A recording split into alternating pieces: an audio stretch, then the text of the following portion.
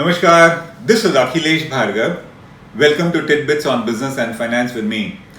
As the banking regulator of India and as the banker to the government of India and to banks in India, the primary sources of income of the Reserve Bank are by way of interest on foreign exchange reserves invested in overseas securities and in domestic securities, interest on loans given to banks and to the government, and gains on account of currency management.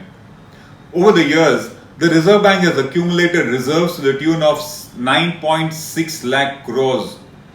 Out of this, 6.91 lakh crores are reserves of gains on account of revaluation gains. Revaluation gains are not actual profits. They are mere book profits. They are notional gains which have arisen on account of revaluation of the gold and foreign exchange securities portfolio of the Government of India. As we said, these are not actual profits. Yet another 2.32 lakh crores are contingency reserves. Profits set aside by the Reserve Bank of India in order to meet any crisis of contingency arising in India's banking and currency markets and thus lend stability to the system. These reserves of the RBI have been accumulated after payment of huge dividends by the RBI to the government year after year. Last year, the RBI paid a hefty dividend of 68,000 crores to the Government of India.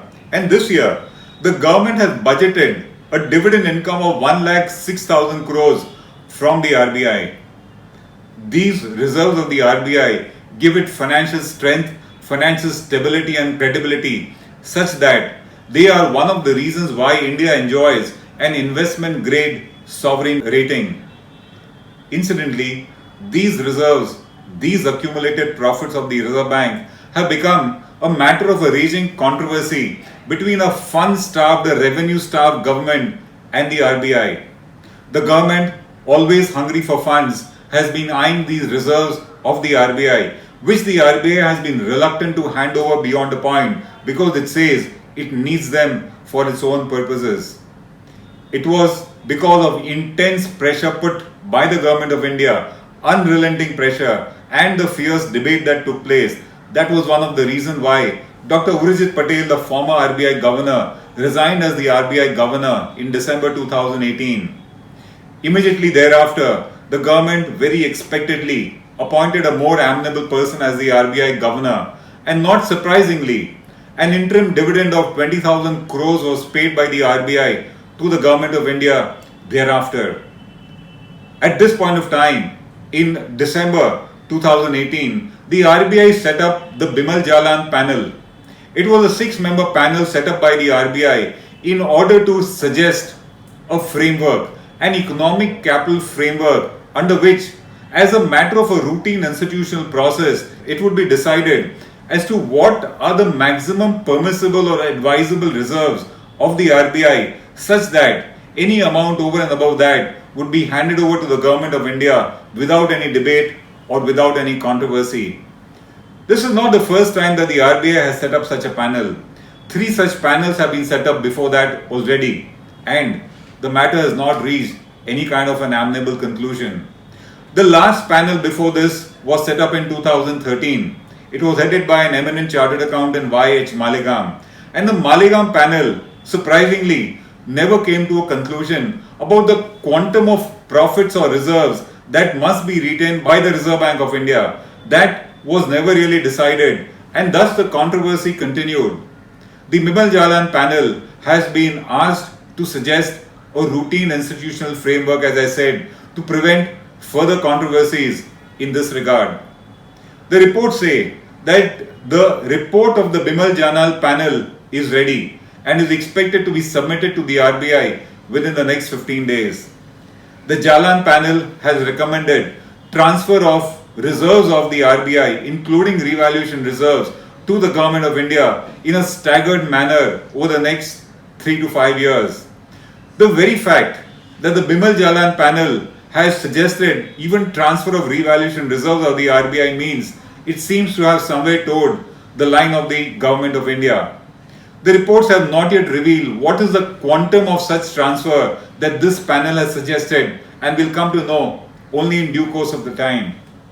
Incidentally, One of the members of the panel has been the Finance Secretary Mr. S.C. Garg, and he has put in a dissent note. He has put in a dissent note because they say, according to him, these surplus reserves should have been transferred by the RBI to the government in one single payment and not in a staggered manner over a period of time. Let's see what the report finally comes out to be in terms of the quantum of such reserves to be transferred by the RBI to the Government of India. The point to be noted here is not about transfer of profits. In fact, the Reserve Bank transfers most of its profits every year to the Government of India by way of dividend. The real issue relates to the reserves, the profits on account of revaluation reserves. As we said, these are notional reserves. These are not actual reserves. These are not reserves which are actually realized. It is like a house property owned by an individual. The prices of the house may go up, but that doesn't mean that he earned income to that extent. It's only an increase in wealth, but not an increase in actual gains in the bank account of that person. So revaluation profits are not meant to be transferred. The Reserve Bank is not wrong in being conservative on this account, which the government finds fault with. Revaluation profits need to be kept with the Reserve Bank because at the moment you have revaluation profits. What if there are revaluation losses also, which can arise if some point of time the prices of those portfolios go down?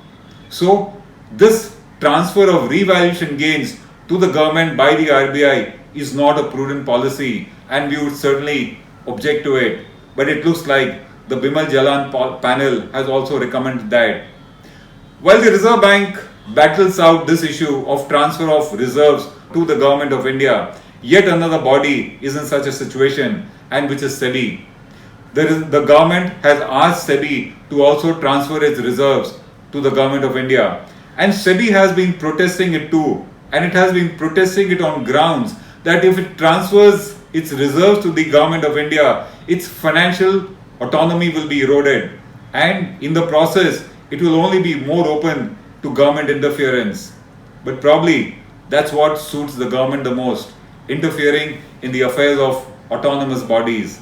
We think that this issue of transfer of revaluation reserves of the RBI is not a prudent move, it's not a wise move, it's not a conservative move, and it will only erode the autonomy and the financial strength of the RBI, which has been very carefully maintained so far. This is Akhilesh Bhargav signing off till we meet again. Namaskar. Now be the first to know about the latest updates on our new news app. Go on your Android or iOS, search for HW News Network. Download our app, choose the language you prefer to get updates in, and be up to date with the latest news.